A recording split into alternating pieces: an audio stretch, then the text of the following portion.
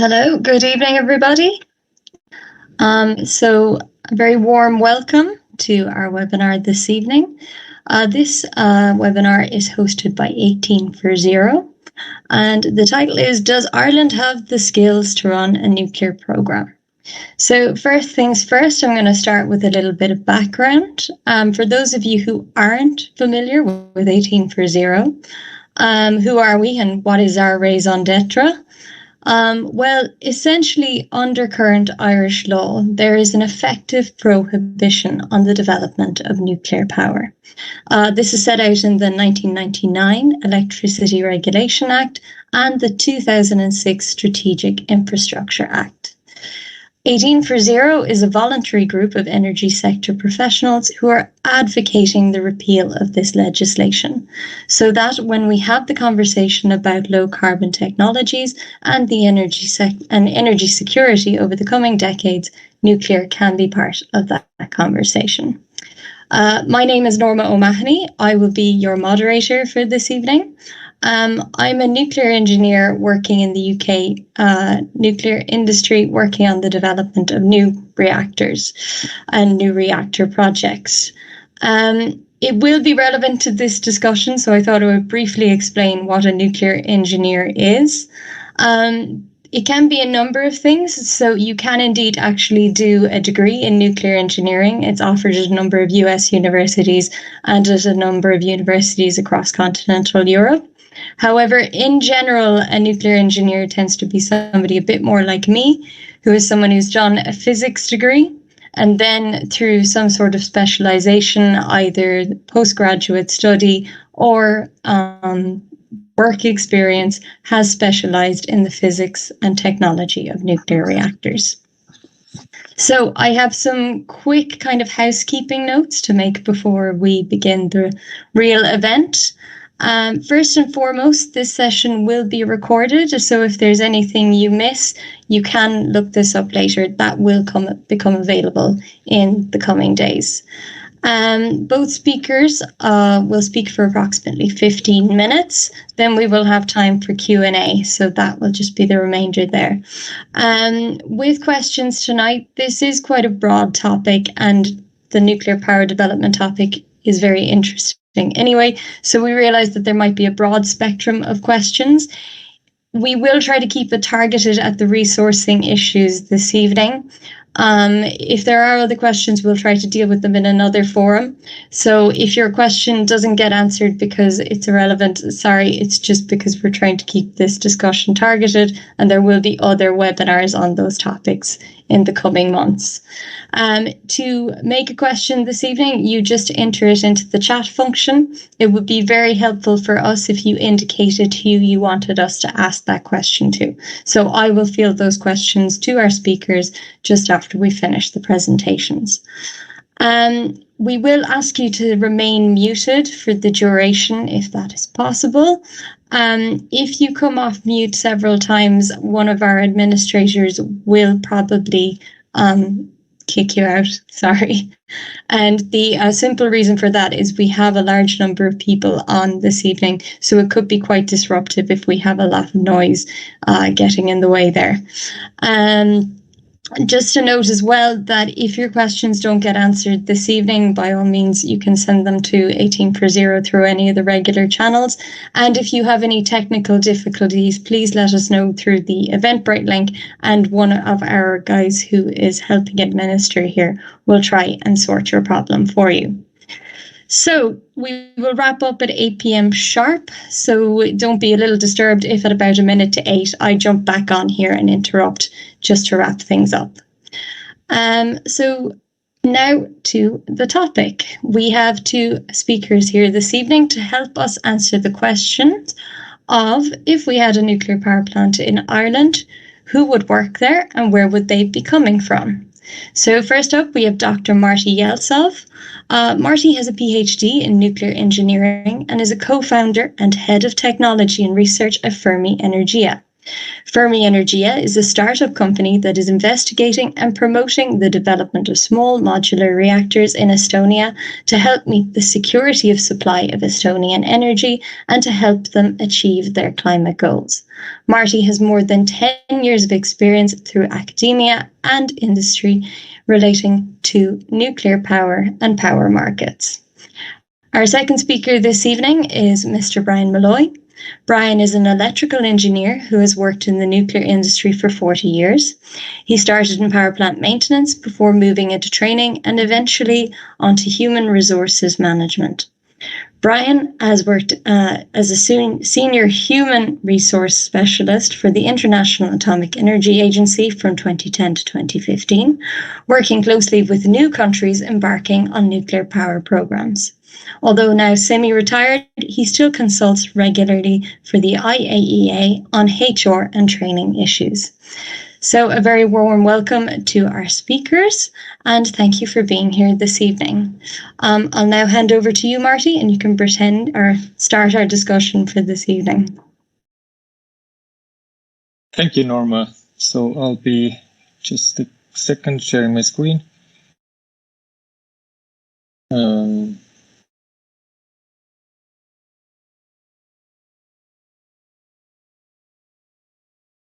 So do you see my screen all right?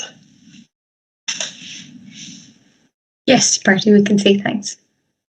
Okay, great. So thanks, Norma. Thanks team. Thanks everyone, 1840, for inviting me. It's an honor and pleasure to be part of this nuclear discussion in Ireland. As introduced, my name is Marti 𝗕𝗿𝗁 and I am a nuclear engineer. And Norma already said what nuclear engineer is, so that's clear now. I don't have to spend time there. And as well, I am also the CTO of Fermi Energia, a startup company I'll talk some more about in a minute. So today I'm basically trying to open up the question whether Ireland has the skills to run a nuclear power program, but I'll do that from an Estonian perspective and from our experience. So I wanted to start with a small comparison of Estonia and Ireland. There are two relatively small European countries that have, jumping right into that have limited options to credibly decarbonize their power and energy sector. So Ireland is a little bit larger than Estonia, that in terms of area, in terms of population. The power consumption is 3 times larger compared to Estonia. And from those numbers, the comparative numbers, you can see also that Irish people have managed to make more value out of unit of energy consumed than Estonians. And we both produce, let's say, serious amount of CO2 per capita still. One common thing that these countries have is that the energy power sector is very fossil dominant. In case of Ireland, gas dominant, and in Estonia, oil shale dominant. But both countries have a share of renewables growing, and in 2020, I've seen that it's 37%, the same number for both countries coming from wind, for example. And I just wanted to make one more comparison. So that basically the most relevant ranking to our topic today is the PISA ranking. And we can see Estonia, Ireland in the top of those rankings in terms of reading capabilities, math capabilities, science capabilities, together with other countries like Canada, Finland. And well, we all know that these countries are also nuclear countries. So there are some similarities. I'm not drawing any conclusions, but just setting the tone here.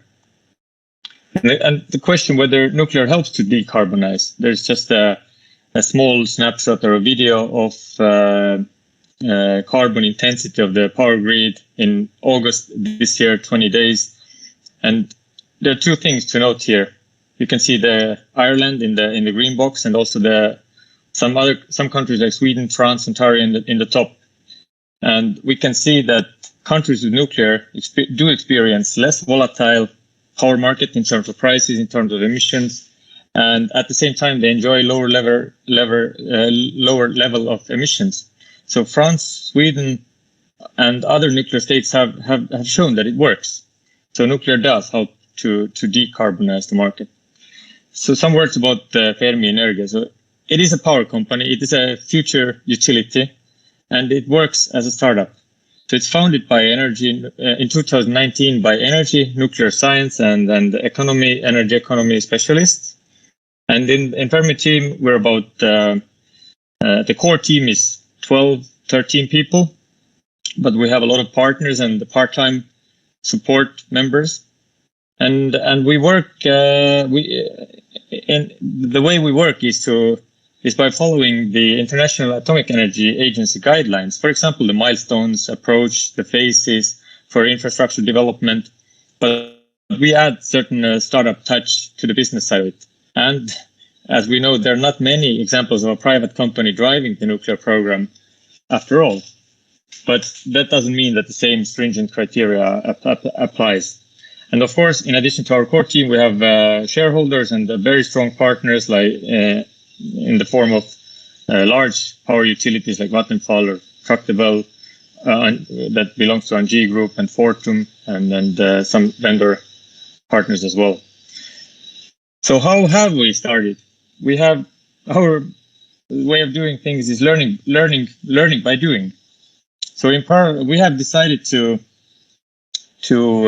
investigate in parallel all International Atomic Energy Agency's milestones approach different infrastructure areas in parallel with ourselves and together with our partners. So majority of our investments actually that we have raised, the private capital that we have raised to pursue this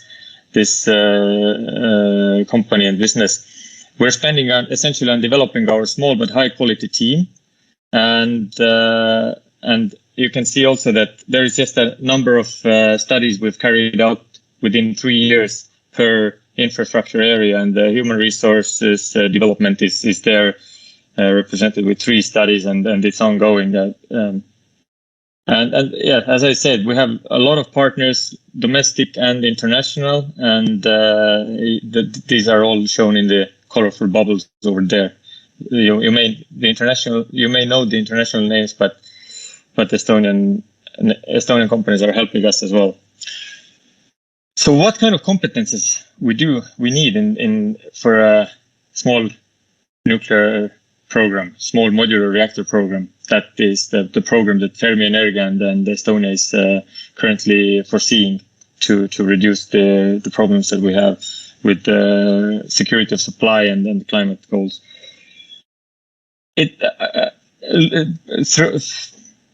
From different HR related studies, we've realized that you can represent the necessary competences in this triangular manner, and that says that the people that have the deep and specific, very niche specific academic competence in nuclear engineering or core design, fuel shuffling. Oh, sorry, it jumped away from screen. The need for this type of people is quite minimum. In most nuclear power plants that I visit, I rarely see people with master degrees or not to mention PhD degrees. There is a little bit more people that are so-called nuclearized, the ones who receive a little bit longer training. They have some conventional industrial training usually before, and then some nuclear training is added. And the majority of the people working in the nuclear industry is just nuclear aware people, the people who know what is important in this field, but are not specialists in nuclear science, for example. So how many people are needed? There are 3 lines in this graph, starting from basically today and ending in 2035. That's when we would like to have our first SMR to be operating. You can see that the red line, the blue line is important only in the earliest phases of nuclear power program. This pertains to policymaking competences, the government role, and let's say within 10 years it has reached its maximum, and the need for these special skills in that field are gone. And the red line is the regulator that needs to develop within 10 years and then be able to handle the permitting process. And it will stay 30 to 50 people. These numbers are not exact, but these are estimates. And the main workforce is needed by the operator within the operator. But we need to develop those workforces, those people, the staff in 10 years. And generally, the staffing needs are lower for the SMR type reactors than for conventional large reactors due to more standardization and services provided by vendors, for example. And there is we've opened up a little bit what kind of competences are needed, or I shall say what types of good jobs are provided. Good means highly paid, very interesting, challenging. The word good represents all this. So you can see here that there is a bunch of engineers, but most of them are really, as said in the last slide, from conventional industries. And I'm not going into details here. You can look at the recording afterwards and pause and look exactly how many radiochemists or CFD modelers there are needed, how many nuclear engineers, thermohydraulic engineers, and environmental engineers. And where do we get these people? We've we try to estimate the people that are in Estonia, that are needed, and what's the gap, and how to fill in the gap. So in short term, essentially, we've realized that for most required disciplines, there is already education and training in place, or people in place. And also for nuclear and radiation specialists, we already have people in Estonia. So we can start, we can get going, and this is a proof that, or Fermi Energia is a proof that's true. In the midterm, we need to fill some gaps by training and nuclearizing some Estonian people from the existing industry, being from the oil shale industry, or other process industry, which is a very good feed of personnel to nuclear industry as well. And we can, of course, and we need some, let's say, import or support from foreign experts that would help us get going in the beginning. Some that pertain to certain experienced specialists, just that we don't have the possibility to provide long-term experience with certain fields. But this is minimum. This pertains mostly to the nuclear, very niche fields, and this is really minimum. And in long term, the need for external support will decrease over time because Estonian competence base naturally develops. And looking at different competence areas, we just noticed that I've highlighted here that the longer nuclear specific training or education needs is in the minority of the people that are involved in the nuclear power program. And what are we doing at the moment at ongoing workforce development activities in Estonia? Of course, we are establishing courses in nuclear engineering. We don't have a master program or a bachelor program in nuclear engineering yet, but we don't think that we need one. We're not sure if we ever need that. But there are courses about nuclear and on some, let's say, very academic topics as well. We take already people to train at real reactor operated training centers. Yes, 10 years, 15 years before, just to know what or educate our people to really demystify the field. And we have people that are really interested in studying nuclear, which is surprising. And Fermi Energia provides scholarships for master studies abroad. And from this studies phase that we've gone through within the first 3 years, we're entering now in more in training and planning phase. So we're sending Fermi personnel and other people as well to internships and other practices at our partner organizations. So it's just some important aspects of nuclear workforce development. I would say that the main thing is that in nuclear industry, the safety must always come first. You always have to, it's nothing very hard to understand, but you just have to think about it all the time. It's more about the practicing instead of being very special PhD level scientist in anything. And of course, there are certain key competencies that do require long training. And that means that you have to recruit people much before you put them into operation. So they have to go through their training and the training phases with experienced operators. And the important thing is also as the number of staff is relatively small in nuclear industry that we've realized, that means that each of us matters. And that means that we have to put adequate resources in retaining the people, because people leaving, everyone leaving would mean significant impact. So we want to minimize the people and the knowledge with them leaving. But at these challenges can be overcome by applying correct HR strategies, which are certainly present in every country. This is not nuclear specific thing. We just have to emphasize that. So the main takeaways from our experience is that there are not so many people required for an SMR program as one would expect. And out of the ones that are needed, the share of very niche nuclear specialists is much smaller than expected. And many skills that are required are already available in Estonia or in Ireland. And the field, the nuclear field is very attractive. So to fill in the gaps, I wouldn't say easy, but it's not as hard again as one may expect. And as we saw from the PISA results, for example, our people are smart. So I think there is no problem that we can do that. We have to do it carefully, but we can do it. So thank you, and I'm welcoming all the questions after in the Q&A session. Thank you. Thank you very much, Marty. So we will move on to Brian. Brian, can you take over, please? Excellent. Okay. Well, first of all, let me say it's a pleasure to be participating in this important discussion tonight. And I'd just like to start with some context to my short presentation and the figures I'm going to talk about.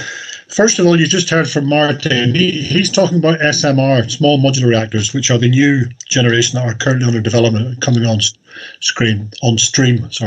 But even for these SMR designs, to begin the process in a country, it typically takes about 10 to 12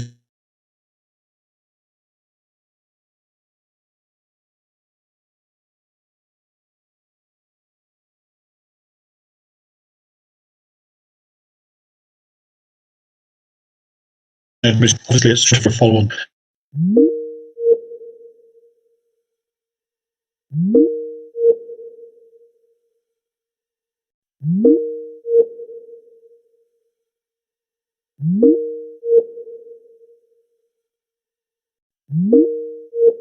Generation of nuclear reactors. These are the larger, typically 1,000, 12, 1,500 megawatt reactors. There are literally hundreds of those operating worldwide currently, and the figures I'm taking are based on these current designs. So think of these as the maximum numbers of people that Ireland might need if it went for a larger reactor. In reality, it's more likely to go for an SMR, so the numbers would be much smaller.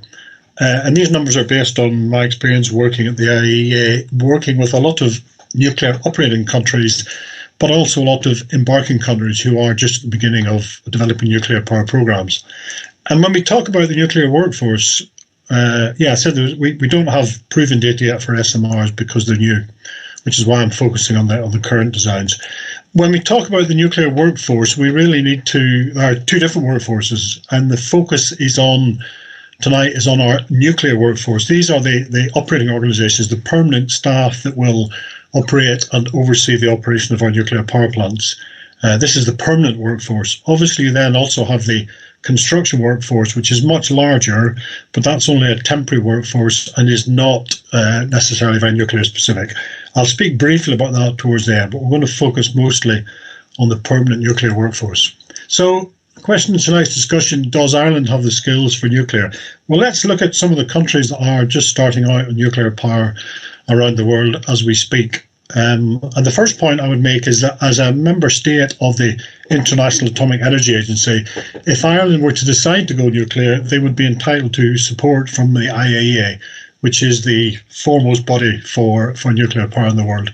And they would be entitled to a lot of technical support from that country, as are these countries I'm going to talk about that are currently have just built or are building their first nuclear power plants. So Belarus and the United Arab Emirates have in the last year or so commissioned their first nuclear power plants. Turkey and Bangladesh currently have their first plants under construction, and a number of other countries that I've listed here, for example, Egypt, Kenya, Poland, Jordan, and several others, are working towards establishing their own nuclear power programs with strong support from the agency. So in terms of technological capability, Ireland is certainly up there with all of those countries, and perhaps in a better position than many of them in terms of our educational and technological capability, bearing in mind that we're recognised as having one of the better education systems in the world. But let's talk a little bit now more specifically about the nuclear workforce. The actual numbers vary greatly according to different outsourcing models, and also obviously the size of the nuclear power program that you're going to have.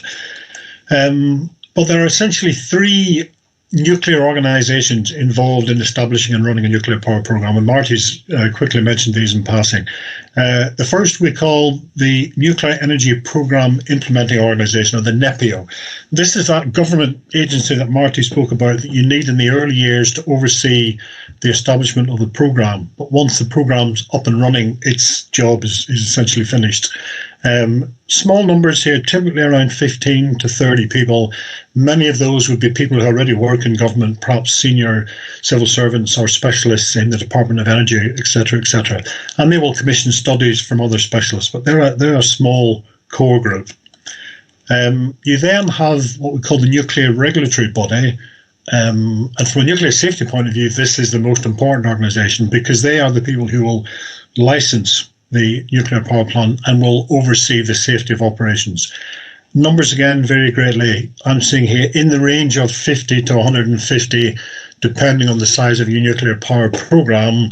For a small program in Ireland, it's probably towards the end, the 50 end, and could be even smaller if a lot of the technical assessment work is contracted out.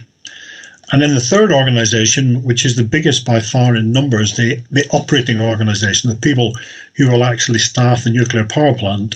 For a 1,200 megawatt nuclear power plant, it's of the order of 700 people. Again, it depends on the size of the programme and how much economies of scale you can get. So those are the numbers of people we're talking about for the permanent workforce. Certainly less than 1,000, even for a large-scale nuclear reactor. As Marti indicated, for an SMR, much, much less than that. What kind of skills do we need for those people? This pie chart, and this is based on actual data from a study done by one of the nuclear universities in the US. This is a breakdown of the skills areas of the people who run a nuclear power plant based on existing plants. The first thing I want to draw your attention to is that the area in blue, which represents about 70% of the total, are not actually graduate engineers at all. They're what we would call technicians. In the US, they have associate degrees, but they're essentially skilled technicians. And you can see the range of skills needed here: chemistry, electrical, radiation protection, maintenance, I&C, mechanical. Typically what you would find even on a conventional power plant, perhaps with the exception of radiation protection. As I said, technicians rather than graduates. Of course, you also need a wide range of other skills such as human resource management, finance, project management, certainly very important in the early stages, procurement, areas like that. So that's my first message. 75% of the workforce aren't graduates at all. And then if you look at the 25 to 30% who are graduates, shown here mostly by the red, they are conventional engineers, largely mechanical, electrical, engineering technologists. And then you have this little slice here of nuclear engineers. So typically about 5% of the workforce of a nuclear power plant need to have a nuclear engineering skill. They wouldn't necessarily be qualified as nuclear engineers, but they need to be skilled in the area of nuclear. The first nuclear power plant I worked at in the UK had about 550 staff, and one of those staff had a nuclear engineering degree. Most of the rest of us, like myself, were electrical engineers or mechanical engineers or I&C engineers who had received the appropriate nuclear training. So, as Marti already said, a very small number of nuclear specialists needed to operate a nuclear power plant. For the regulatory body, the percentage of graduates would be much higher, certainly more than 50%. But even in the regulatory body, they need specialist technicians for on-site inspection work, for non-destructive testing of components in factories, etc., etc. So where might we get these people from? Well, if you think, first of all, and I'm thinking now more at the graduate level, an important source as we found in other embarking countries is expatriate personnel. There are many Irish workers, people like myself, who had to go abroad, had to leave Ireland for heavy engineering work, and obviously particularly for nuclear work, because there just weren't the jobs there. And there are a lot of Irish people working in the UK and further afield in the nuclear industry. And I'm sure many of those could be attracted back for such an exciting project in Ireland, should that be an option. Then there are other Irish nationals working in the nuclear field. I mean, there was a body, it used to be called the Radiation Protection Institute, based in Dublin. I believe that's now part of the Environmental Protection Agency. So very skilled nuclear specialists there, was very highly regarded by the International Atomic Energy Agency, and indeed I came across several colleagues from the RPI working at the agency when I was there. So again, a good source of home-based skills. But of course, there's also other foreign nationals working. The nuclear industry is a very large industry globally, and some of those people could be recruited either as employees or consultants to come in and mentor and coach national staff who are under development.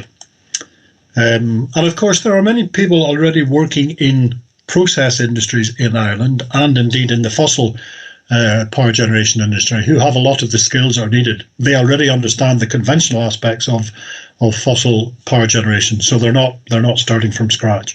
And any related industries that are, if you like, high risk, high safety, aeronautics, pharmaceuticals, oil and gas, would all be good recruitment grounds for our nuclear industry if we were to have one. And in the short term, as Marti indicated, when you're starting out in a nuclear power programme, the nuclear plant vendors will always be happy to plug any personnel gaps or expertise gaps, either in the short or long term.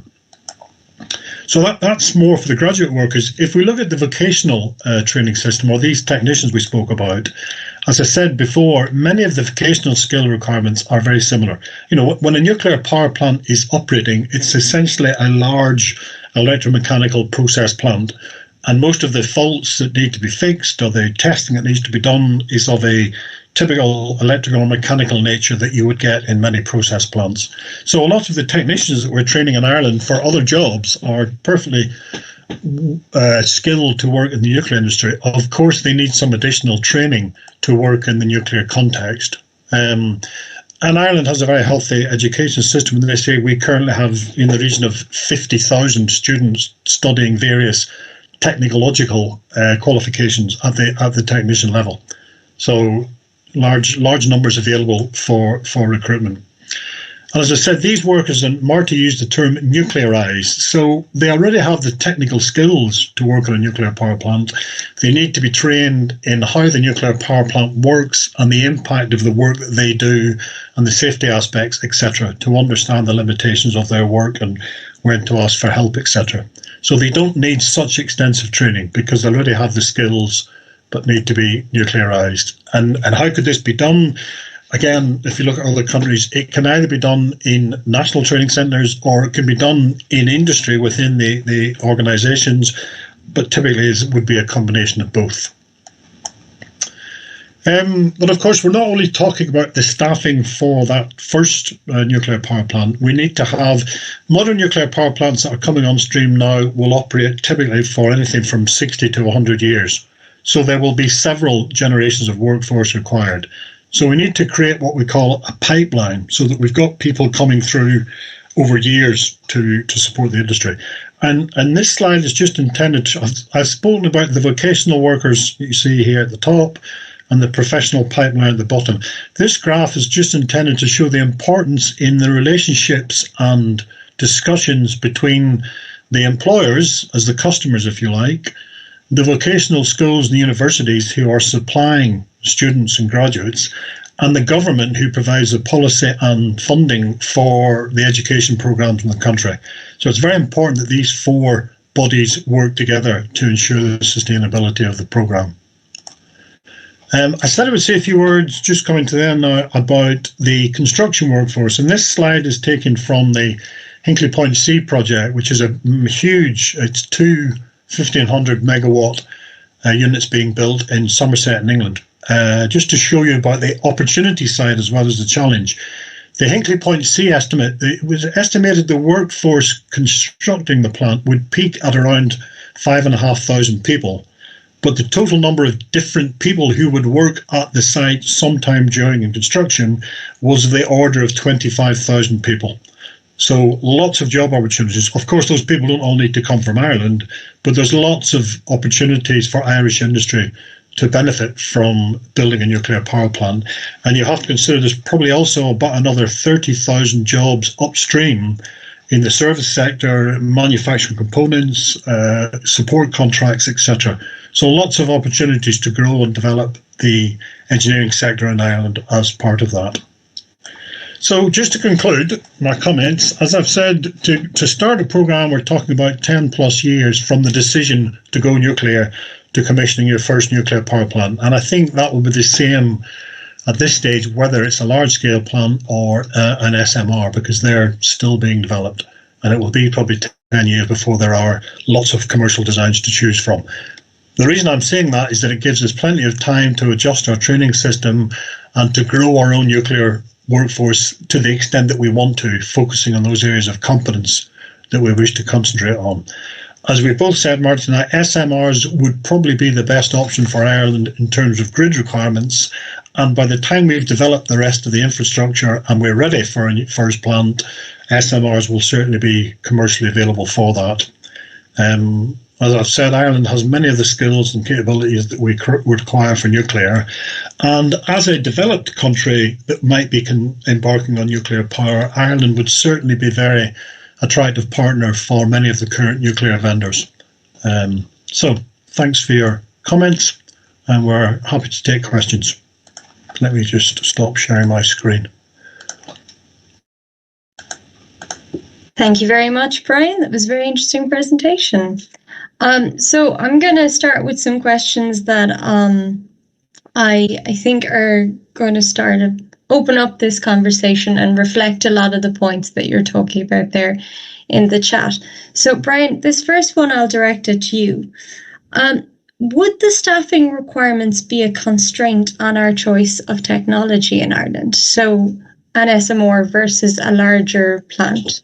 Would we be constrained to pursuing SMRs because of those staffing requirements? I don't believe so, Norma. I've tried to show that even for a large-scale nuclear power plant, we're talking hundreds rather than thousands of people, and we already have a good base in Ireland to support that. So I personally, based on my experience with many countries, don't think that would be a constraint for a larger plant in Ireland. I think SMRs are more suitable in terms of our grid requirements, but I would be confident that we could staff, as I said, we've got 10 to 12 years. If we made the decision to go tomorrow, I would be confident we could staff a large-scale plant also. Okay.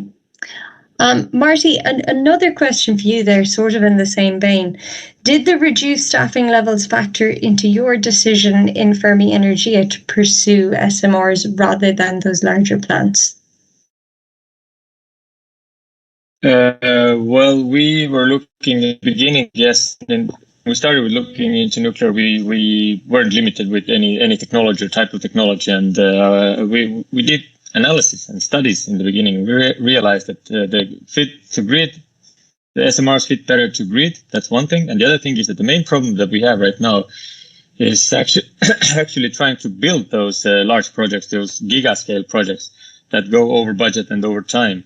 So this is the real today's problem of nuclear engineering or nuclear industry, and there is a strong hope that smaller projects are better maintainable in this aspect, and the reduced need of staffing is just another benefit for that. So there are multiple aspects: better fit to grid, smaller uncertainties in constructing smaller projects, and yes, also the less people needed, so better for small countries.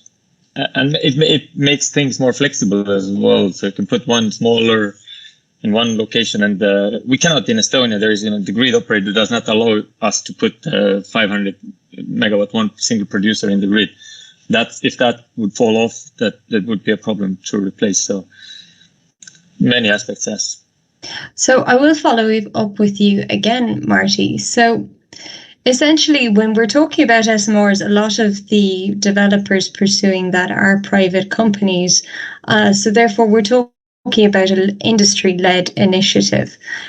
Are you finding that when you're proposing this, that educational providers and other bodies outside of industry are following your lead when it comes to developing educational opportunities and other opportunities for developing a nuclear workforce to suit your needs? Sorry, I don't know if it's my internet but you were hacking a little bit. Could you just briefly repeat? Yes, of course. So when we talk about SMRs, a lot of that development will be undertaken by private companies, which means that the initiative here is being industry-led. Are you finding that a lot of educational institutions and other public bodies are getting interested in the staffing of those private ventures once the idea is introduced? I personally haven't felt that there is a difference in getting people to schools or studying nuclear when depending whether the program is led by private industry or government industry. I don't see there is a connection. So the field is attractive in either case. Okay. And I actually, if I would maybe even to speculate, I would say that it's even more attractive if it's private led, maybe. But I know it's actually a minor thing, so I don't see a huge connection there. Okay.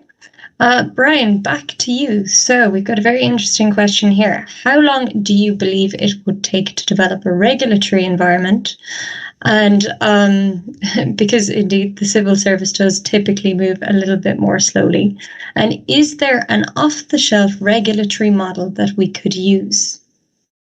Well, a couple of points there. I think the first point is I tried to show that importance of the relationship between government, the industry, and the education institutions.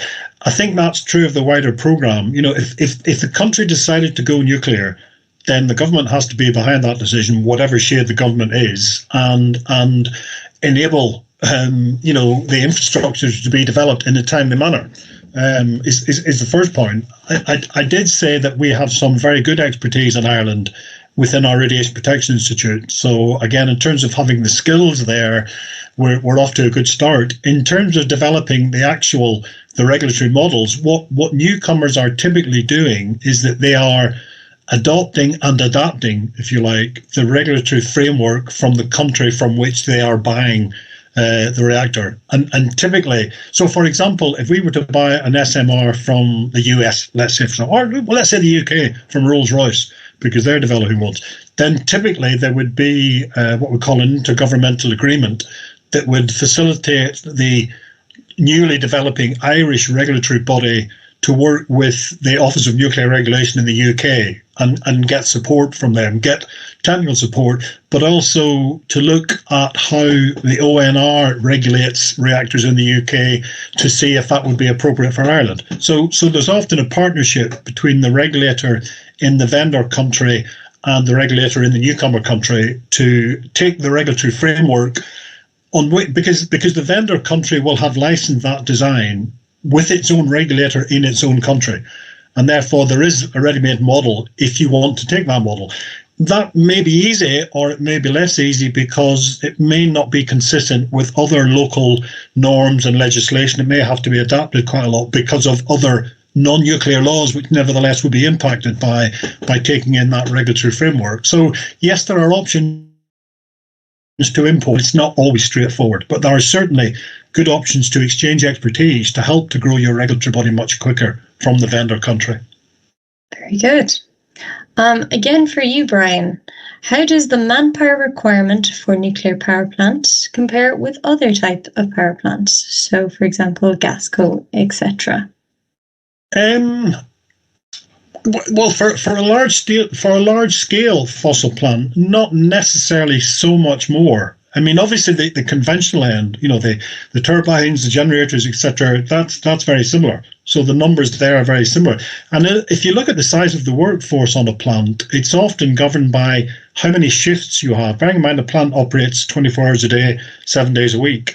Some plants operate with smaller numbers of shifts. One of the bigger differences for nuclear is because we place safety at the forefront, there's a lot more ongoing training for workers at a nuclear power plant. So typically we have 7 or 8 operations shifts, 7 or 8 complete shifts of people to operate the plant, because at least one of those is in training all of the time, or one shift is taken up with training spread across the shifts.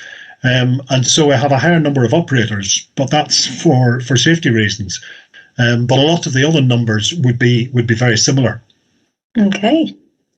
Marty, I've got a question for you here, and this relates to nuclearizing the existing stock of technological graduates. So I'll give you the full question and then I'll let you interpret it based on your experience in Estonia. So the question is, what is required to nuclearize the existing stock of technological students graduates? Does it require a dedicated diploma or degree course in the country's university? Are there any ITs, so institutes of technology or universities to take that on and lectures? So adapting that to your Estonian experience, what is the willingness you've seen and the approach that you've taken in Estonia to try to nuclearize the workforce, as it were? Well, I would say that first it would take an opportunity so the students would need to see that there is an opportunity, and I think pretty much that's it. My experience is that they will come. And also, of course, you need a course in to nuclearize. But this nuclearize, it doesn't have a definition or meaning. It that you take a person and then nuclearize a person. Different people for different competences. It depends what kind of background person have and what kind of skills the person needs to have in order to work in the nuclear industry. Different training and education is needed. So, but I cannot tell what kind of courses. I mean, there are. It's difficult to say. It's really broad. If let's say a person from oil shale plant or coal power plant is coming, some kind of mechanical engineer is coming to nuclear industry and remaining as a mechanical engineer, he would just need to learn. Or be trained on the safety aspects that it's nothing, so many things, but it's training, putting something into your head that safety always first, and that you follow the routine, and you have this safety culture in you. If you see a potential problem somewhere, you speak up, and this type of things. But nuclearizing.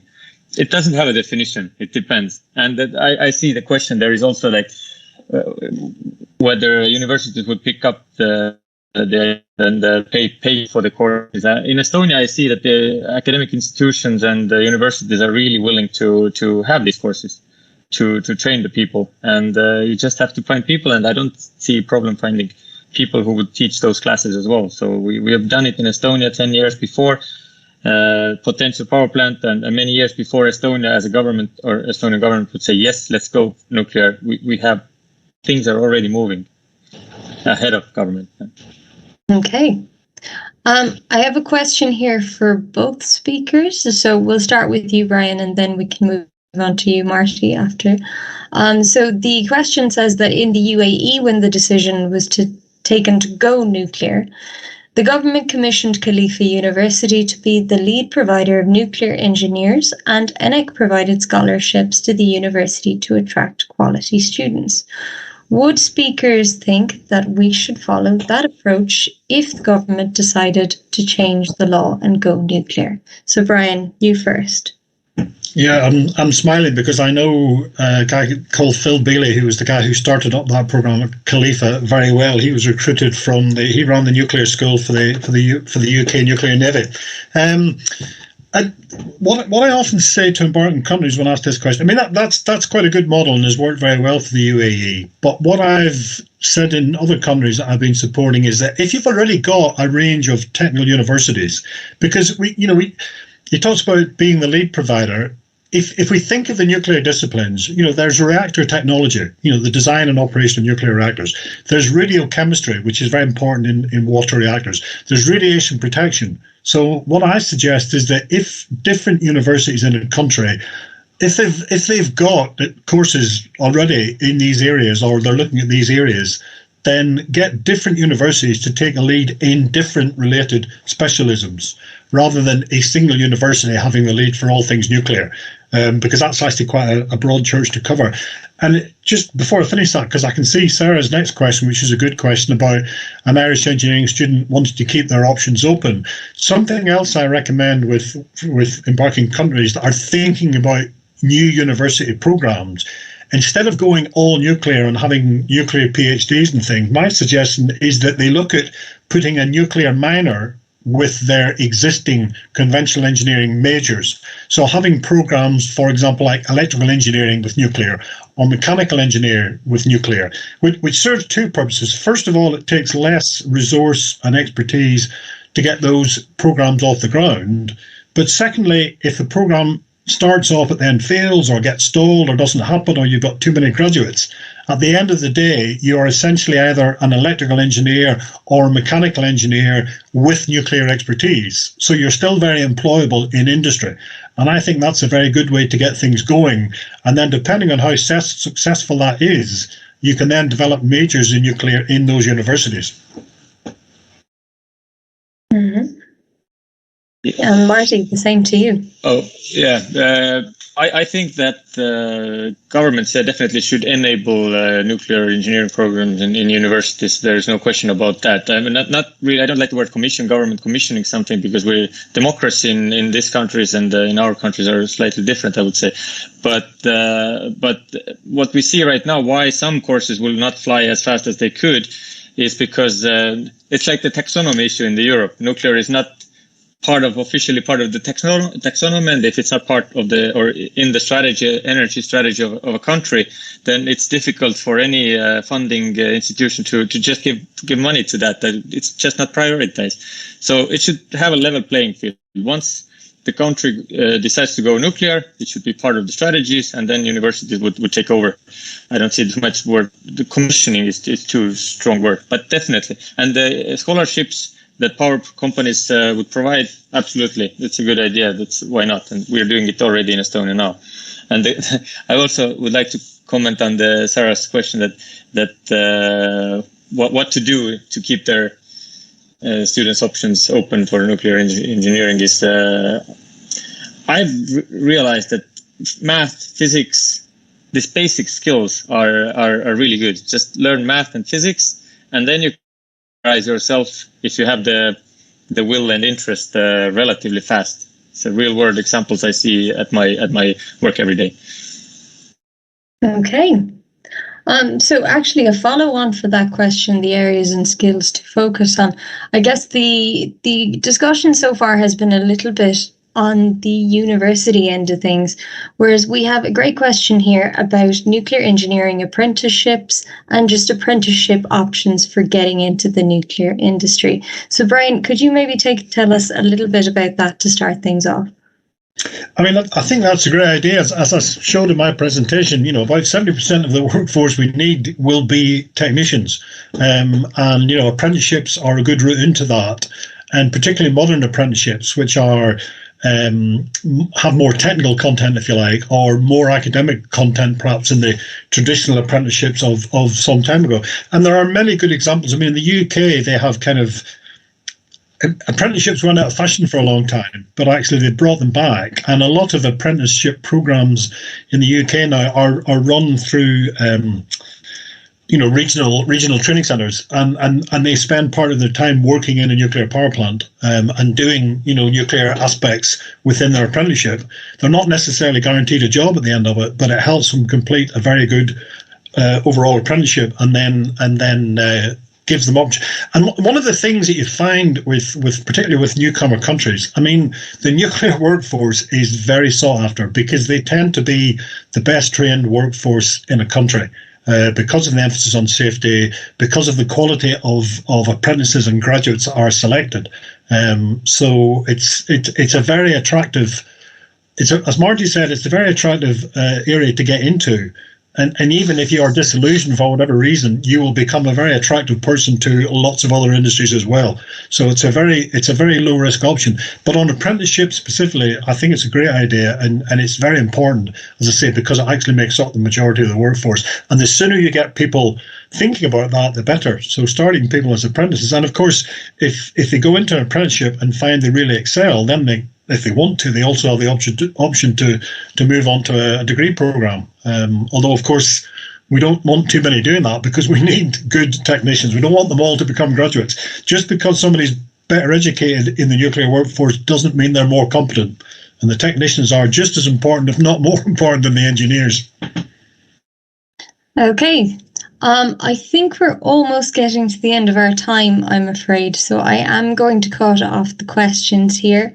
I know there are questions in the chat and probably some additional questions that you all have listening that we didn't get around to. And as I said before, please feel free to contact us about them. I know that I didn't address some of them specifically because of relevance, and those will be addressed at some stage during some of these webinars. So I feel confident that our speakers have given you some food for thought tonight. I think we conclude that Ireland has, or at the very least has access to some of the skills that we need or would need to develop a nuclear program, and that the nuclear industry could provide some very exciting opportunities for Ireland and Irish people in the decades to come. Thank you very much to both of our speakers and to you online for your questions. Please make sure to continue to follow 18for0 on our various social media accounts. You can find us on LinkedIn, Twitter, Instagram, and at 18for0.ie, where you will also find our report on nuclear energy development in Ireland. That may be of particular interest to some of you who are discussing some of the other options that I saw in the question bar there, regarding just basically the siting and why SMRs might be a suitable option, why we might look at other options. If you want to, we'll be keeping you abreast of all our future work through those channels. So keep an eye out for details of our next webinar, which will be looking at the financial aspects of developing a nuclear power program. I'm sure we'll all be looking forward to that. I'll place a slide that tells you a little bit more of the details about that just after we close here. So without further ado, thank you very much for listening and a very good evening to you all.